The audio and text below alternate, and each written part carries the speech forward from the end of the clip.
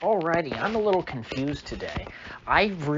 There's not a lot of stuff that happens in the news, and I say, you know what? I absolutely did not see that coming at all. Was not on my radar. I was wrong about whether or not Russia would actually invade Ukraine back in February or so when we were talking about this. I thought that they wouldn't actually go through with it. And so when it happened, I thought, oh, okay, well, that I got that one wrong, but it was at least on my radar. We were talking about, hey, Russia could invade Ukraine. There was a chance that they did, and there was a chance that they didn't. I thought the chances were higher that they didn't. They ended up doing it. I did not. Nowhere on my radar was Tulsi Gabbard endorsing Kari Lake and apparently Blake Masters and the Republican AG candidate in Arizona. This was not something that I was anticipating. When Tulsi Gabbard announced she was leaving the Democratic Party, I got no hint that she was going to start supporting Republicans. That was way over my head. If that was what she was going for, never have I looked at Tulsi Gabbard and thought, you know what, she's a Republican in the making. She's one of these, she's a blue dog Democrat who doesn't belong there anymore. She should just be a Republican. No, Tulsi Gabbard has always been to the left of the Democratic Party. And when she left, I thought that it was because the Democratic Party was not far left enough for her. That was the impression that I got. I thought Tulsi Gabbard was just going the way of Jimmy Dore. But now she's endorsing Republicans. I find that odd. Because most people, I think, their instinct would be to call her a grifter and to say, oh, well, she can't grift off the Democrats anymore. So now she's going to have to go to, beg Republicans for donations and to, download her podcast and send her money. And I'm not going to be one of those people. I am genuinely curious about this because I know that Tulsi Gabbard is not a grifter. She would have had plenty of opportunities to grift. Tulsi Gabbard could have been what AOC is today. She could have been a woman of color who LARPed as a left-wing activist, trying to push the Democratic Party left, while all at the same time, not getting in the way of the party establishment or the Washington establishment when it really counts on issues like Ukraine. Tulsi Gabbard actually made it much further in politics than even AOC has. Tulsi Gabbard was like the third highest ranking official in the Democratic National Committee. She was endorsed by Davos for a time. They tried to co-opt her because they said, people saw she's a rising star. She could have been, a mainstream Democratic presidential candidate. Especially, after Hillary lost, she could have been potentially the first female president at some point. And Tulsi Gabbard very deliberately and consciously gave that up for the sake of principle. If she was a grifter, she would not have taken the path she has so far. So when I see her leaving the Democratic Party entirely and saying, you know what, I'm going to go campaign for Republicans, the grift thing, that idea does not pop into my head.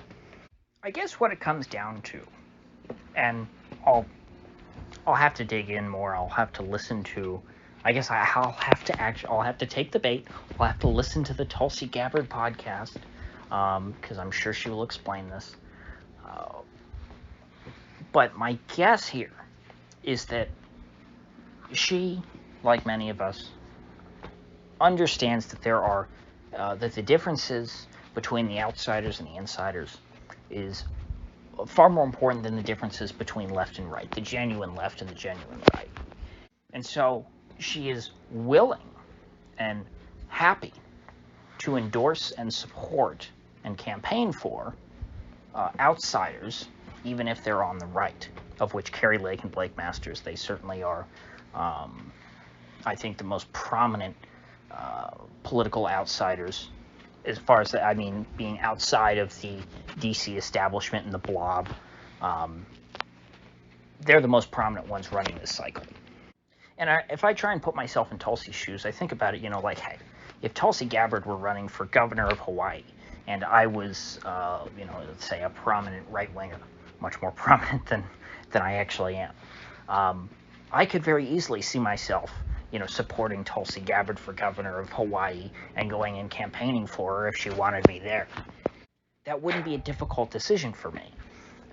And I wouldn't feel like I would be betraying, my status as a right-winger by campaigning on behalf of Tulsi Gabbard, because obviously she would be, much better than whatever Democratic hack otherwise would become the governor of Hawaii. And so when you put yourself in her shoes, if you're a principled person yourself, it's not that hard to understand where she's coming from. And it's something really positive, I think. I hope that we see more of this. I don't want people to feel like they have to become either a right-winger or a left-winger and play for that team. We'll be much better off if the right and left can learn to cooperate and support each other against the blob, against the machine. And I hope that's what this friendship, I assume they're friends, between Kari Lake and Tulsi Gabbard represents. I hope that, even though I would like to have Tulsi, I would welcome her, to the right. If she decided to become a right-winger, I would find that a little odd. But if she did, I wouldn't, turn her away if she, changed a bunch of her ideas and decided, I like guns now, and, I'm not so much for child sex change surgeries, although I don't think Tulsi ever supported that. She does seem to be kind of an anti-wokeist. But there are plenty of left-wingers that are, against the woke stuff. The woke stuff is brand new. But I guess things like, universal health care. You can't be a right-winger and support universal health care. And, and that's been something that has been a pretty closely associated policy with Tulsi Gabbard's political career. That's something that she has always favored. So, if she were to drop that and, join the right, I would find that a little weird. And so at this stage, I don't think that's what she's going to do. I think that at this point, there are just no outsiders on the Democratic, in the Democratic Party that she can join up with. The people like her at this point happen to be in the Republican Party. And a small minority of the Republican Party as far as elected officials go, but that's where they are. The free-thinking left is in exile currently. I mean, in some cases, literally. Look at Glenn Greenwald down in Brazil. Of course, he's there by choice, but still. In America, if you're a left-winger, it is not at all considered acceptable to oppose things like the war in Ukraine, or not being, hysterical about Russia, and opposing, deep state machinations from the likes of the CIA and the FBI.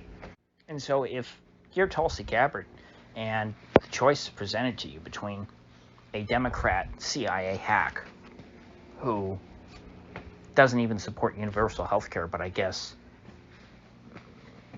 likes Obamacare. I guess that's the best the Democrats put up. But let's say even if it was AOC.